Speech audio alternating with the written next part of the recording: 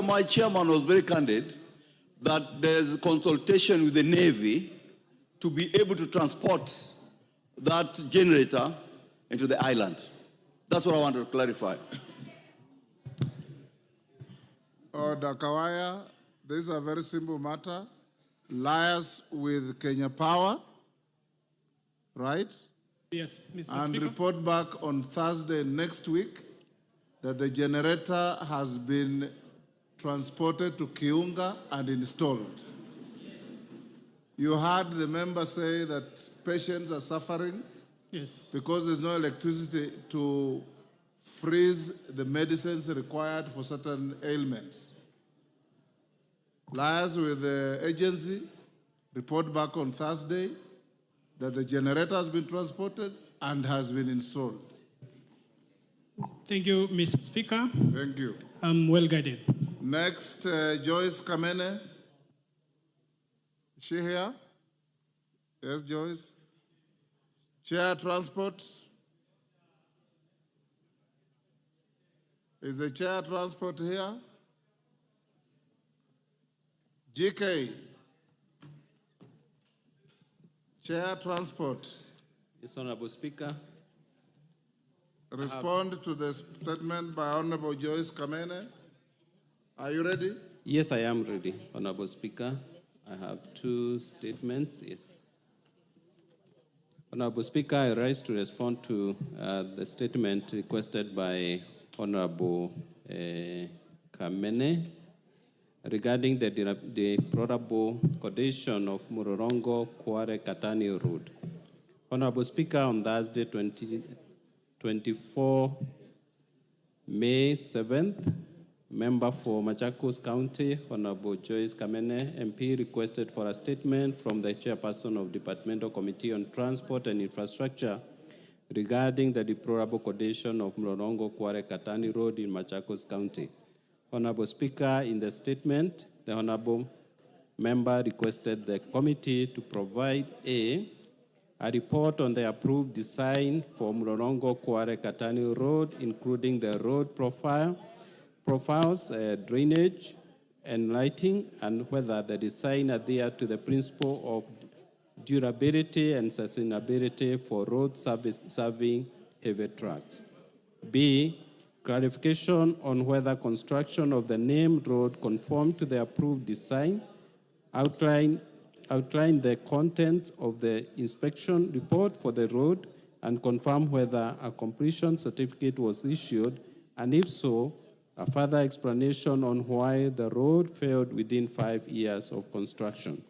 C, the plans the ministry, through Kura, has in place to urgently reconstruct the dilapidated Mlolongo Kware Katani Tarmac, Mwananchi Syokimau Community Road, and Josca Sunshine Mwadhani Road, and repair Syokimau Katani Link Road.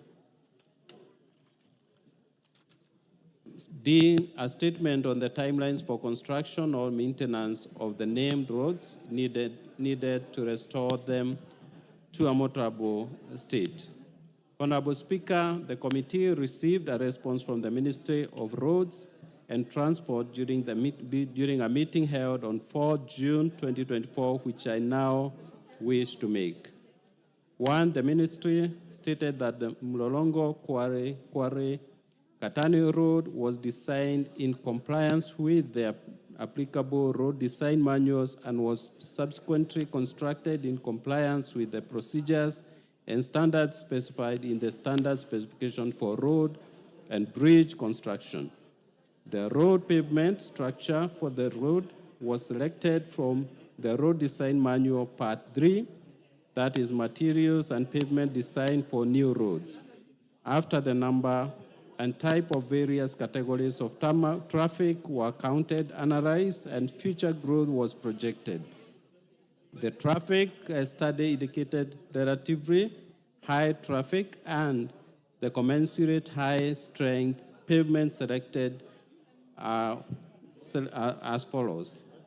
1, subgrade 300 mm gravel. 2, subbase 225 mm of cement improved graded crushed stones, that is GCS.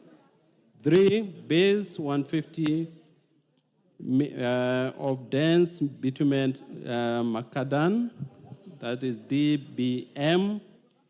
And 4, wearing course 55 mm of asphalt concrete, that's AC. 2, the pavement design was adequate to carry the heavy loaded trucks through the design period. The geometric design also made a provision for drains with the side labs on both sides of the road. Street lights were installed and handed over to the county government of Machakos upon completion of the road for maintenance and operation. Honorable Speaker, number 3, regarding whether the construction of the road adhered to the approved design, the ministry confirmed that the Kenya Urban Rural Roads provided appropriate site supervision and oversight, which included regular testing of construction materials and other quality control measures. The project was completed on 31st July 2019, and a completion certificate was issued to the contractor. 4, the ministry, however, noted that while carrying out its annual road inventory and condition service in the subsequent years, an exercise which is part of the process of preparing appropriate annual maintenance interventions, Kura noted instances of emerging pavement distress on the Mlolongo-Kware-Katani road and identified the contributing factors and challenges as follows. 1, poor planning in the project area leads to overloaded trucks being redirected to the Mlolongo-Kware-Katani road, causing strain on the road and causing unnecessary congestion in the Katani and Syokimau areas. The flat terrain and predominantly black cotton soil in the project area hinders stormwater drainage, leading to obstruction of natural waterways and water stagnation, affecting road pavement layers and podding. 3, overloading on the Mlolongo-Kware-Katani road is prevalent due to the absence of weighbridge, causing pavement damage and inconsistent enforcement of loading limits. 4, overfilling of trucks from quarries and waste lorries causes excess material to spill onto roads and drains, contributing to poor drainage in the area, as well as causing informal roadside depots to be overfilled. 4, neighboring companies illegally discharge gray water industrial waste onto road surfaces and drainage systems, leading to the overtopping, blockages, and pavement deterioration during rains. Honorable Speaker, the ministries submitted that there are immediate plans to prioritize repairs to the damaged sections of the mentioned road, focusing on critical areas affected by overloading.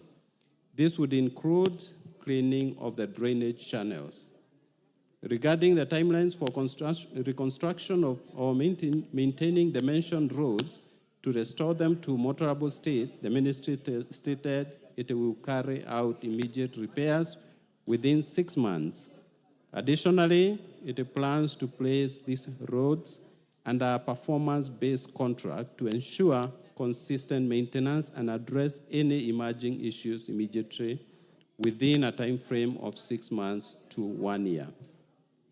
Additionally, the ministry has given an assurance that it is committed to addressing the challenges faced on the said roads and the other roads around Katani.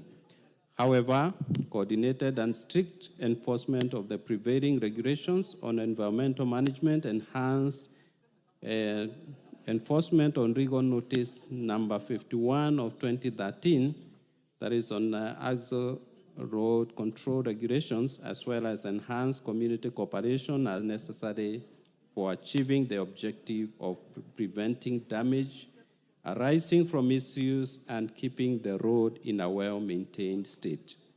In conclusion, Honorable Speaker, the ministry intends to improve critical roads in Mavoko, as well as in other areas as and when funds are available, noting that the ministry faces substantial pending bills for completed road works, which need to be addressed before commencing new projects.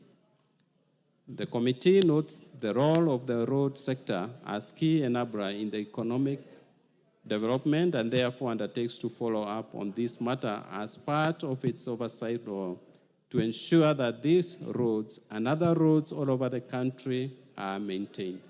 Thank you, Honorable Speaker. I submit. Mene.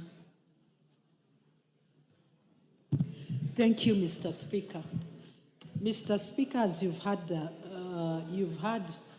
the chair answer, he has not given any solution. It is simple. Has the work started for repairing this road, and especially the Mlolongo Quarry Road, because it is still unpassable. The state is miserable. Mr. Speaker, sir, I had also asked about the community road in Syokimau, Katani, and this project was supposed to be completed by mid-April, and up to now, it has not been done. Kura continuously keeps giving answers of delaying and no work is going on. We also have serious challenges in the airport road, which is 1.9 kilometers. We also have the Mwananchi road of 1 kilometer and the Chai road of 600 meters. Mr. Speaker, these three projects have been funded through the Fuel Levy Fund and managed by Kura Machakos office.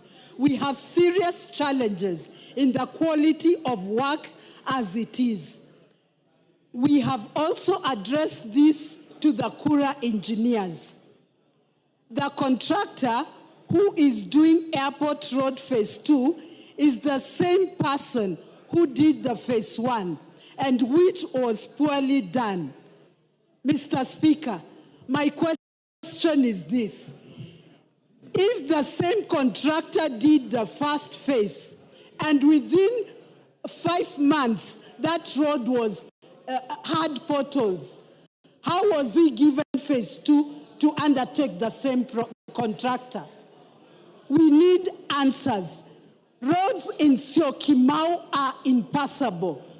Whenever you give a contractor, it is shady work that is done. Honorable and we need Kamene, answers. you are now debating instead of asking for clarification. Thank you, Mr. Speaker. I gave you an opportunity to seek a further clarification on the statement.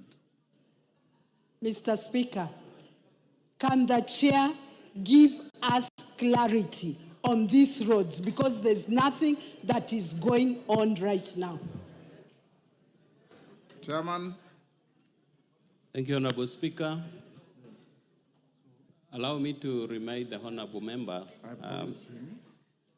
that the challenge the ministry is facing is inadequate funding. Last financial year, and the allocation to this agency, that's roads, was 56 billion. And out of this 56 billion, only 34 was availed through Exchequer. So this challenge, some of these challenges are beyond the agencies. Two, Honorable Speaker, I believe the roads in the members' constituency are some of the roads we were trying to fund through the aborted finance bill. So if we had gotten that money that we had allocated for this road, would have been able to help you. But I think we'll have to live with the situation the way it is and hope that the government somehow will get money to fund the roads that are stored. and even the projects such as her roads that need to be rehabilitated. The issue here is about funding. Thank you. Thank you. Next statement, again to you, GK. Yes, Kamene. Mr. Speaker, I'm not talking about the ones that we are waiting to fund. My questions was on the roads that have been done, and they were done poorly. Airport Road, and this Syokimau Quarry Road, which he even stated that was done and was completed in 2019. And right now, it is impassable, and in January, that road was also impassable. The quality of work, does it make sense that roads are done? Let her finish. Does it make sense that a road has been done and in 2 years it's impassable? We've heard you. Yes, Daud, what is your point of order? Thank you, Mr. Speaker. Mr. Speaker, the honorable member who is asked this question, she was invited to the committee. When the answers were being given, she could have even come to the committee and questioned the agencies which were there. It would have been much easier instead of just asking questions which the chair will not be able to answer here. So, Mr. Speaker, she should have made a point to come to the committee. Were she elected to come to plenary? GK? Honorable Speaker, should I move to the next one or still Yes. dwell on this? Munyoro is in the house. He is not. Honorable Munyoro? If he's not in the house, table the answer, he'll read it from the table I'm office. told the Honorable Kehongi is sitting in for him. Kehungi, you have a power of attorney on the question. Go on, GK. Thank you, Honorable Speaker. Honorable Speaker, on Thursday, 7th May 2024, the member for Kigumo, the Honorable Joseph Munyoro MP, requested for a statement from the chairperson of the Departmental Committee on Transport and Infrastructure regarding the status of Mau Mau roads in Kegumo constituency. Honorable Speaker, in the statement, the honorable member sought to, among other things, establish A, the reason for prolonged delay in completing the Mau Mau roads in Kegumo constituency, and B, the plans the Ministry of Roads and Transport has put in place for the resumption and completion of Mau Mau roads construction, and C, the mitigation measures the ministry is undertaking to ensure that the roads within Kegumo constituency remain passable during the rainy season. D, when the contractor is expected to resume construction of the Ikombe Karinga Gasharage Road. And E, the long-term measures the ministry is taking to ensure the safety of residents during the rainy seasons. Honorable Speaker, the committee held a meeting with the Ministry of Roads and Transport on 4th June 2024 to receive a response to the statement. Thereafter, the committee requested for additional information, and I therefore wish to respond to the statement as follows. To give a brief background of the matter, the State Department of Roads has a huge budget insufficiency leading to limited allocation for road projects.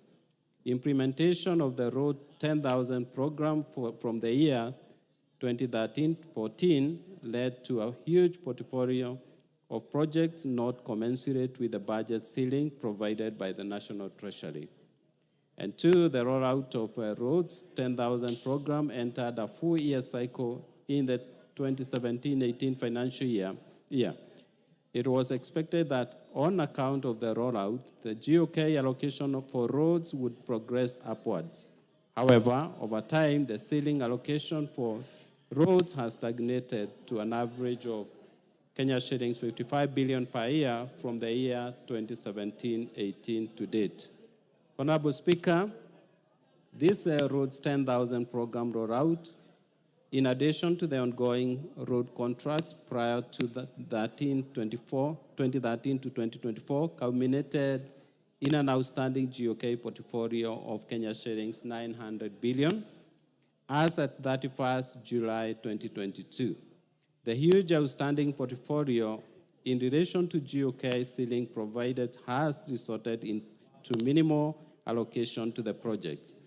The government has made efforts to reduce this portfolio in an effort to ensure reasonable and material allocation to road projects. As at 30th June 2024, the outstanding GOK portfolio made up of contracted but undone works and amounted to 700 billion. Despite the reduction, the 700 billion portfolio far outstrips Kenya shillings 55 billion ceiling annual budget. For the limited allocation vis-a-vis the outstanding project portfolio results in thinly spread allocation for projects. Most of the projects that the current government is implementing were awarded prior to the 2020-2021 financial year. The thin spread of the GOK ceiling available means the road takes longer to complete because more expensive and become more expensive due to the passage of time and attracts interest and other claims.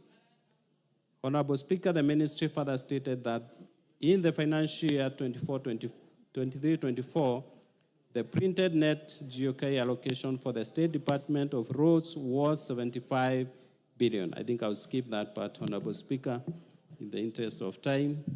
And I'll go to another point regarding the status of Mau Mau Roads implementation in Kegumo constituency. I wish to inform the House that the road is part of Lot 2 of the Mau Mau Roads project, which is currently 52% complete. A total of 2.7 billion has been paid since the project inception, with a pending bill of Kenya shilling 327 million as at April 2024. I'll skip. Regarding the plans that the ministry has put in place for the resumption and completion of Mau Mau roads, the ministry submitted that it is working hand in hand with the National Treasury to avail additional GOK funding for all roads. To seek alternative financing for roads, the National Treasury and Ministry have been engaging development partners to finance the already awarded GOK contracts and therefore release some GOK provisions for projects that will not benefit from the foreign funds. It is expected that the National Treasury will make headway towards this initiative within the second half of the next financial year, of the current financial year, 24-25. As to when the contractor is expected to resume construction of the Ikumbi, Ikangi, Gasharage Road, the ministry submitted that Kenha maintenance contractor maintain all other road sections under the agency in Kegumo constituency. Additionally, the agency utilizes framework contracts to promptly address any emergency works, ensuring affected sections remain passable and safe for motorists. In conclusion, Honorable Speaker, about the long-term measures the ministry is taking to ensure the safety of residents during the heavy rains, the ministry reported that the road section is Aspar Road that is planned to be upgraded to bitumen standards, and the contractor is expected to resume works once the outstanding payments are fully made. Thank you, Honorable Speaker. I submit. Yes, Kiungi. Okay, thank you, Mr. Speaker. I want to start for Honorable Munyoro. The road passes from Ikombe, Gasharage, then to my constituency, that is Ichiche, Kirure, and Wanjerere. And I want to confirm that the statement that the contractor because they did earthwork in all sections of that road, the issue of maintenance is untrue, because already the contractor has abandoned the site and the works, and also the contractor did earthworks along the whole stretch of the road. Therefore, that area is a T-zone area, whereby we cannot be able to work without those roads. But now they are extremely impassable, especially as we head to the October rains. Therefore, Mr. Speaker, I wish to say that the statement is not satisfying. We need, first of all, even though the budget allocations, he has not indicated how much they have allocated that road on budget allocation, because that was the most important thing. The issue of maintenance, Mr. Speaker, should be taken into consideration, because the amount the government is losing, mostly on tea farmers, and also the supply of tea, the government is losing more than maybe whatever they can input on that road. Therefore, Mr. Speaker, I want to say that the statement is not satisfying, because the issue of maintenance cannot be going on because the contractor already has abandoned site. Yeah. GK, is that factual? I agree with the member that the road needs to be worked on, but Honorable Speaker, the main issue here is funding. If the resources are not available, Honorable Speaker, the member will not be satisfied, and of course, in the course of time, funds will be available to complete that road. Thank you. Next order. Order number 8, the Supplementary Appropriation number 2 Bill, National Assembly Bill number 39 of 2024, second reading, resumption of debate. Honorable members, I'll give you direction as follows on this. Order Majority Whip. I noticed Timothy Kipchumba was on the floor. We will debate this up to 4:40. Then the mover should be ready to reply. Honorable Ndindi Nyoro, are you listening? You seem to be engaged with your colleagues. I'm giving direction on your bill. We'll debate the remainder of the debate up to 4:40. Then at 4:40, I'll call you to reply. Thereafter, we go to Committee of the Whole on the same bill. So, Timothy, you are the one on the floor. So I would encourage those who are getting an opportunity to take an average of 5 minutes so that others can also speak. Okay. Thank you, Honorable Speaker, for giving me an opportunity to contribute on the Supplementary Appropriation Bill. Honorable Speaker, this bill has come at a moment that we were not able to pass the finance bill as was envisaged, and therefore comes in to accommodate some of the concerns that were raised by the members of the public. Honorable Speaker, as a member of the Committee on Education and Research, we, as a committee, made it sure that the amount that was set aside for the employment or for the confirmation of teachers on internships was set aside so that those teachers should be confirmed on permanent and pensionable terms. Honorable Speaker, that is fundamental because teachers had raised concerns on that particular issue. So I wish to confirm to our teachers that the confirmation of the 46 JSS teachers shall be done as a matter of urgency. Honorable Speaker, we also appreciate we have a backlog of 140,000 teachers who have graduated but have not been employed. Honorable Speaker, this passage of this bill will ensure that those teachers, the 20,000 internships will be employed. Honorable Speaker, that is fundamental because we shall be absorbing those teachers that have graduated but have not been employed. But Honorable Speaker, I have read this bill. This is a good bill, but Honorable Speaker, as a country, following what happened to this country in the recent demonstrations. We, as a House, Honorable Speaker, you realize that we have now what you call a broad-based political government, what you call a mongrel. Honorable Speaker, as a House, we do not have a formidable opposition as we used to have. Honorable Speaker, as a House, we should ensure that we do oversight of these funds. We do not have a formidable opposition. Everybody must speak for what is right in the country. We must do proper oversight. Honorable Speaker, Montesquieu was never wrong when he talked about separation of powers. There is a reason why we have executive, we have judiciary, and we have the legislature. Honorable Speaker, the only way to fight corruption, to fight impunity, to fight bad governance is through a strong parliamentary oversight. Honorable Speaker, as a House, we should ensure that we never pass laws that are not helpful to our people. We should make sure that we do thorough oversight of the executive.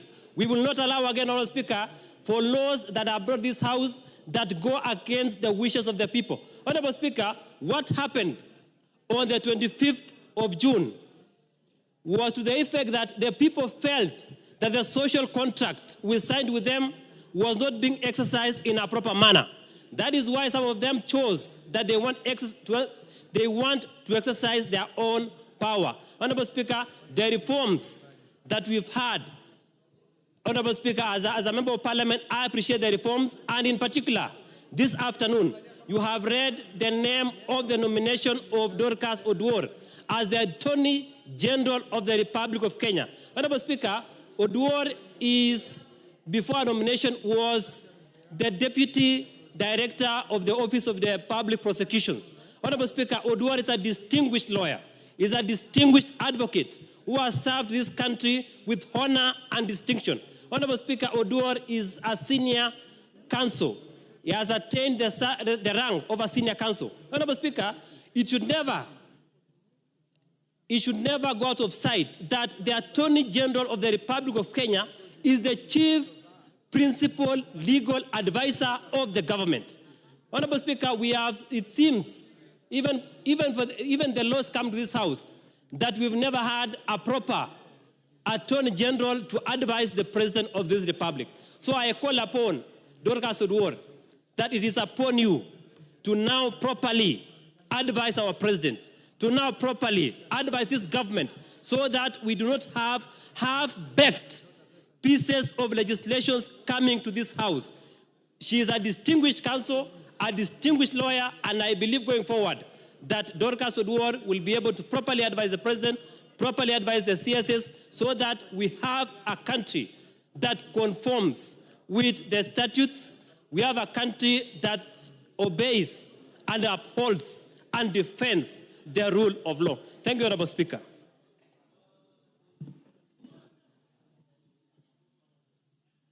Jared Okello, I thank you very much. compress your thoughts to 5 minutes. Okay, I thank you. Honorable Speaker, I rise to support the Supplementary Appropriations Bill number 2 of 2024, stemming from the botched finance bill, which was rejected by the President as a result of all the issues that arose from our Gen Z generation, Honorable Speaker.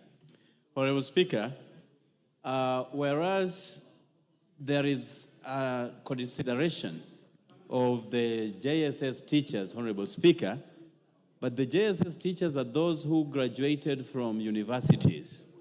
But there seems to be lack of attention to the P1 teachers, those who finished high school, plugged themselves into teachers training colleges, and you have those who actually graduated day back from the year 2010 and haven't been absorbed by the Teacher Service Commission to date. So, whereas 56